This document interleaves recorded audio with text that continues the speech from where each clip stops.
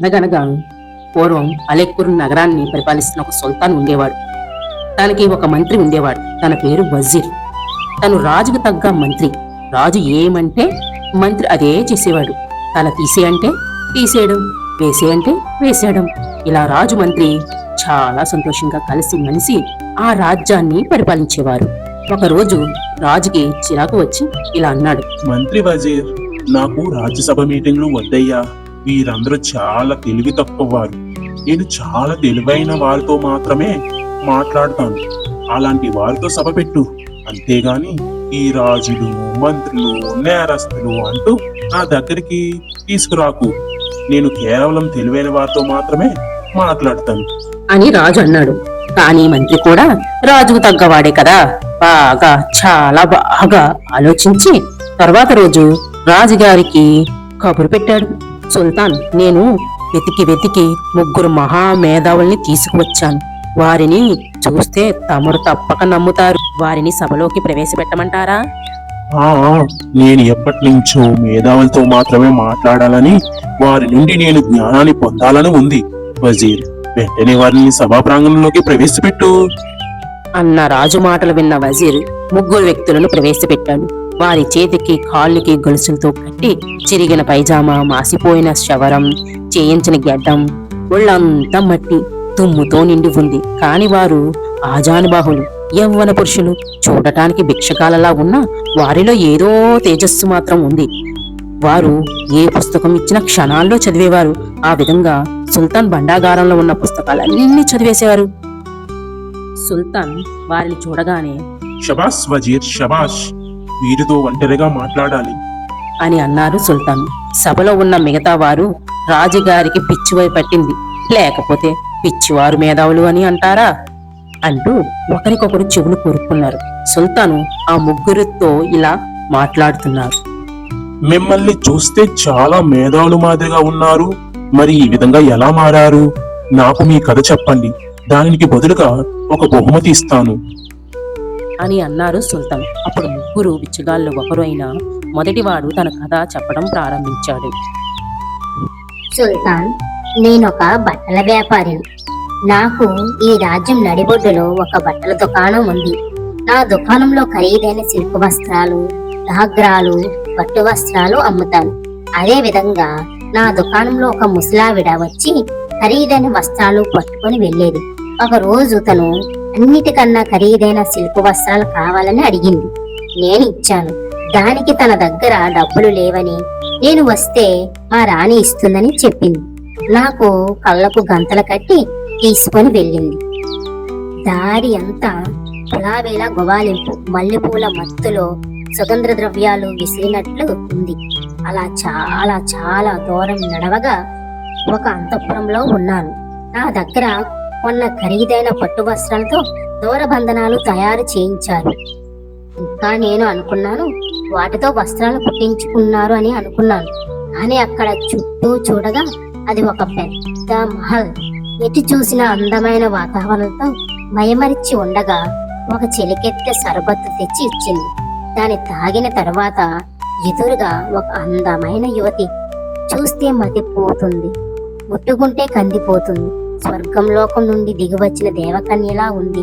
తను వచ్చి వివాహం చేసుకుందాం అనగానే కాదనలేకపోయాను. మేము చాలా సంతోషంగా ఉండేవాళ్ళం.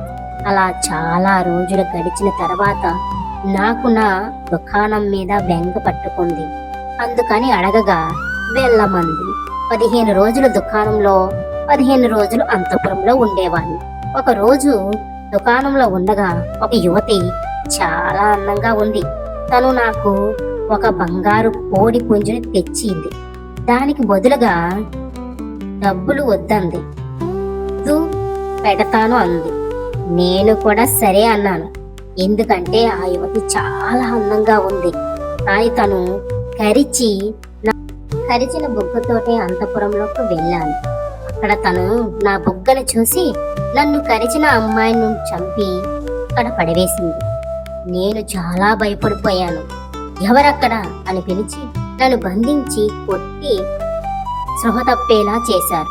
కళ్ళు తెరచి చూసేసరికి నేనిక్కడున్నాను మహారాజా అని అన్నాడు మొదటి పిచ్చివాడు. సరే, నువ్వు ఆ ప్రదేశాన్ని గుర్తుపట్టగలవా? ఆ గుర్తుపడతాను హుజూర్. సరే అని చెప్పి తన దుకాణం దగ్గరికి తీసుకువెళ్లారు. అక్కడ కళ్ళకు గంతలు కట్టగా నడిచి నడిచి నడిచి నడిచి ఆ కోట దగ్గరకు వెళ్లారు. తలుపులు తీయగా సుల్తాను కన్న ముందు సుల్తాను మొదటి బేగం కుమార్తె. చూడగానే గుర్తుపట్టి, సరే తల్లి, జరిగినదేదో జరిగిపోయింది, ఏదో అయిపోయింది, ఇక చాలు, తను స్వీకరించు అని చెప్పగా ఆ రాణి ఒప్పుకుంది.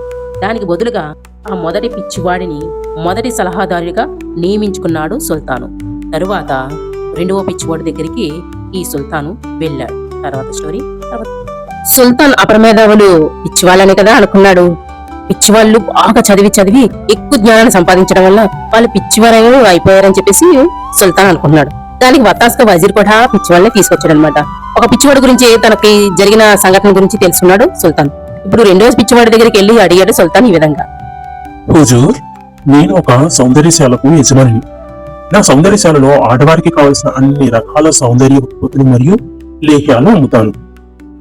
నా దుకాణానికి చాలా మంది అమ్మాయిలు వస్తుంటారు. నా దుకాణానికి నా వస్తువులు కొనడం కంటే నా కోసం వస్తుంటారు. ఎందుకంటే నేను చాలా అందంగా ఉంటానని అందరూ నన్ను ఏదో రకంగా నాతో మాట్లాడాలని చూసేవారు. కానీ నాకు అమ్మాయిలంటే చిరాకు, ఆడవాసన అంటే పడదు. అలాంటిది ఒక అత్తరు పూసిన అందమైన కాగితంపై ఒక అమ్మాయి ప్రేమలేఖ తెచ్చింది. అందులో ఏముందో చూడకుండా ఆ అమ్మాయిని కొట్టి ఆ కాగితాన్ని చింపి పాడేశాను. నన్ను అందరూ మెచ్చుకున్నారు. అప్పుడు నాకు చాలా సంతోషం వేసింది. అప్పుడు నా వయసు 16 ఏళ్ళు.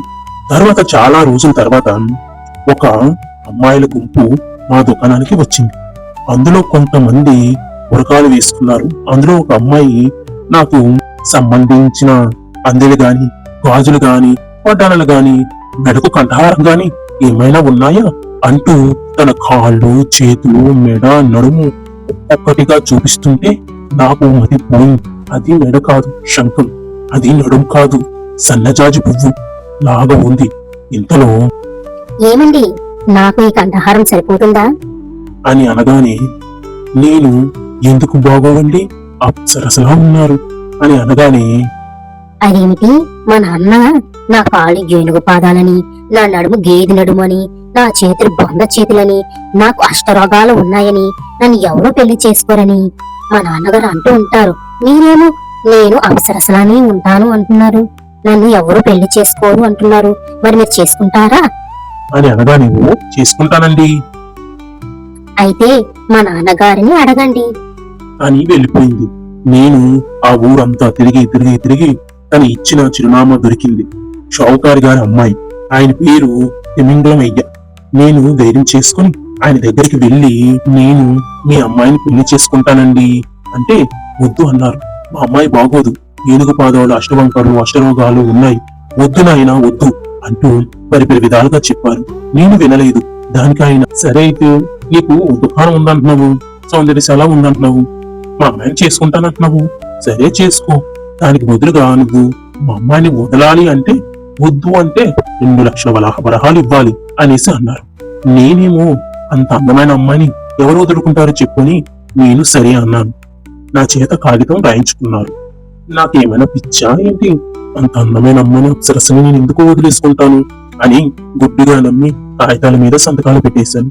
తర్వాత రోజు మా పెళ్లి అయ్యింది. మొదటి రాత్రి ఏర్పాటు చేశారు.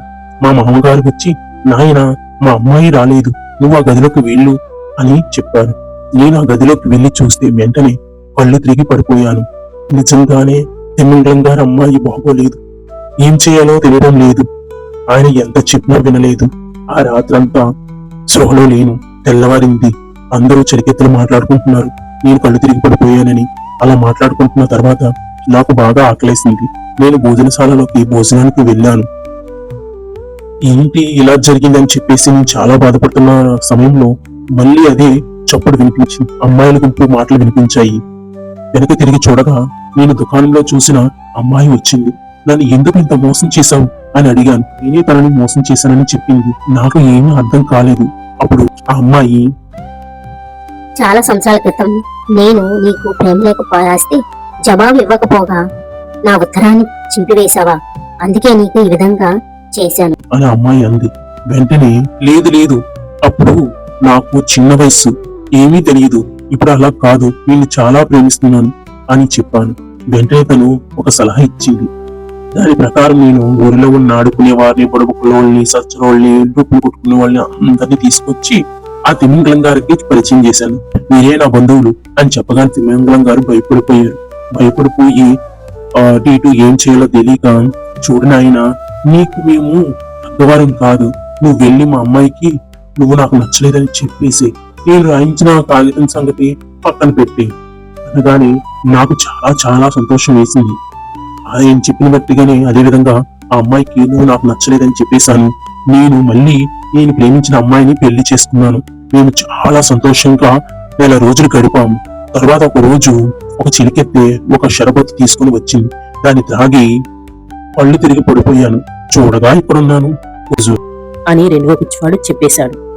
వెంటనే హుజూర్, ఇది ఆ బేగం రెండవ కుమార్తె అయ్యి ఉంటుంది అని అనుకుని ఆ పిచ్చివాడిని తలస్నానం చేయించి కొత్త బట్టలు కట్టి కోటలోకి తీసుకువెళ్లారు. వెంటనే ఆ రాణి చూసి గుర్తుపట్టి వారిరువురికి రాజీ కుదిర్చి బహుమతి కథలను రెండవ సలహాదారుగా నియమించారు. సుల్తాన్ మొదటి మరియు రెండవ పిచ్చివాడి గురించి తెలుసుకున్నారు కదా. అపర మేధావులైన పిచ్చివాళ్ళ గురించి తెలుసుకోవాలనుకున్న సుల్తాన్కి ఇద్దరు గురించి తెలుసుకున్నారు కదా. ఇప్పుడు మూడవ పిచ్చివాడి దగ్గరికి వెళ్ళి, చెప్పయ్యా ఏమిటి నీ స్టోరీ అని చెప్పేసి సుల్తాన్ అడిగాడు. ఆ పిచ్చివాడు ఈ విధంగా చెప్పడం మొదలుపెట్టాడు.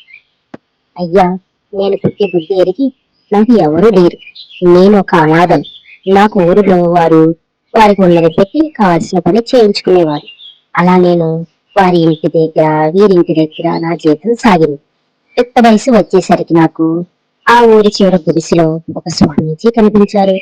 ఆయన నన్ను ఎప్పుడు రానాయనారా, నీకు కావాల్సిన తిండి పెట్టి విద్యా బుద్ధులు నేర్పిస్తాను అని చెప్పేవారు. పిలిచేవారు, నేను వెళ్ళేవాడిని కాదు. ఎందుకంటే నాకు అందరూ తిండి పెట్టేవారు. అలా ఉండగా ఒక రోజు ఊరి జనం అందరూ ఆయనకు కావలసినవన్నీ సమకూర్చుతూ ఎండ గింజలు ఇస్తున్నారు. అప్పుడు నాకు ఆయన దగ్గర విద్య నేర్చుకోవాలని అనిపించింది.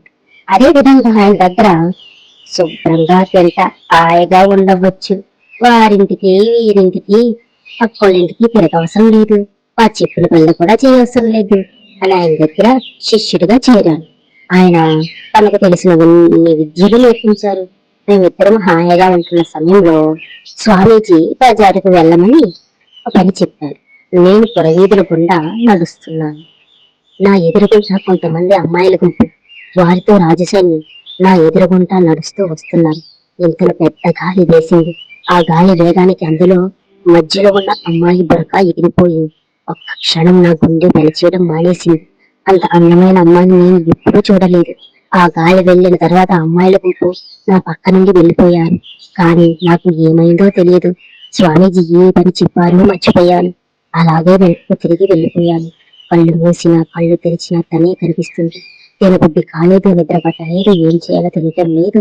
నా స్థితి స్వామీజీ గ్రహించి, వద్దు నాయన వద్దు, మోహం ఒక పిచాచి లాంటిది, నేను తినివేస్తుంది, జాగ్రత్త అని చెప్పిన నాకు ఆ సుందరి మాత్రమే కనిపిస్తుంది. అలా చాలా రోజులు గడిచాయి. అయినా నేను ఆ భ్రాంతిలోనే ఉన్నాను. ఇలా ఉండగా ఆ స్వామీజీ నన్ను పిలిచి, నాయన, నా జీవనం ముగింపు సమయం ఆసన్నమయ్యేది. నాకు సమాధి తయారు చెయ్యి అని చెప్పారు. నేను తయారు చేసి ఆయన దగ్గరికి వెళ్ళాను. ఆయన నా తపస్సునంతా దారపోసి ఈ కాటుకను తయారు చేశాను. ఈ కాటుక పెట్టుకుంటే నువ్వు ఎవ్వరికీ కనిపించదు, నువ్వు ఎక్కడికంటే అక్కడికి వెళ్ళొచ్చు అని చెప్పి ఆ సమాధిలోకి వెళ్ళిపోయారు. నేను ఆ కాటుక పెట్టుకుని పొరుగులకు గుండా ప్రయాణం అయ్యి నడిచి నడిచి నడిచి నడిచి ఆ రాణి ఉండే అంతపురంలోకి వెళ్ళాను. అక్కడ ఒక అందమైన అమ్మాయి, ముట్టుకుంటూ మాసిపోయే అందం, ఏకవస్త్రమే ఉంది. తన ఎదలు, నడుము, తన సూయకం చూడగా ఆగలేకపోయాను. తనను తాకాలనిపించి వెంటనే నేను ఎవరికి కనిపించను కదా అని తనను గట్టిగా హత్తుకున్నాను. అంతే, తను గట్టిగా అరిచి అందరినీ పిలిచి ప్రియం ప్రియం అని అరిచారు. అయినా నేను అక్కడే ఉంటూ అన్ని చూస్తూ సంతోషించేవాడిని. ఒక రోజు ఒక చిలికెత్తే మిరపకాయల పొగ వేసింది. ఆ పొగకి నా కళ్ళు మండడం మొదలు పెట్టాయి. కంటి నుండి నీరు రావడం వలన కాటుక చిరిగిపోయి నేను కొంచెం కొంచెంగా కనిపించడం మొదలు పెట్టాను. నన్ను బటుల చేత బంధించి ఇక్కడ పడవేశారు హుజూరు. ఇది నా కథ. వెంటనే సుల్తాన్కి ఏదో అర్థమైన వాడిలా మొదటి రాజు భార్య మూడవ కుమార్తె దగ్గరికి తీసుకుని వెళ్లారు. వజీర్, ఏం చేయమంటావు? హుజూర్, లెక్క చేయమంటాను. అయితే ఓకే కానివ్వు అని చెప్పి తనను కూడా మూడవ సలహాదారునిగా పెట్టుకుని వారి ఇరువురికి వివాహం జరిపించారు. రాజు కోరిక వలన పిచ్చివారుగా మారిన ముగ్గురి జీవితం బాగుపడింది. రాజుకు చాలా జ్ఞానోదయం అయ్యింది. ఏమిటంటే ఒక మగవాడు ఏ విధంగా తయారైనా దానికి కారణం ఆడవారని జ్ఞానోదయం అయ్యింది సుల్తాన్కి. రాజు కోరిక వలన పిచ్చివారుగా మారిన ముగ్గురు మంచివారు అయ్యారు. కానీ రాజుకి చాలా జ్ఞానోదయం అయింది సుల్తాన్కి. ఎందుకంటే ఒక మగవాడు ఏ విధంగా మారినా దానికి కారణం ఆడవారే. బాగుపడినా చెడిపోయినా, ఏ విధంగా పిచ్చివాడిగా మారినా, మంచాడిగా మారినా, ఏ విధంగా మారినా సరే ఆడవాళ్ళే కారణం. రాజుకి బాగా జ్ఞానోదయం అయింది.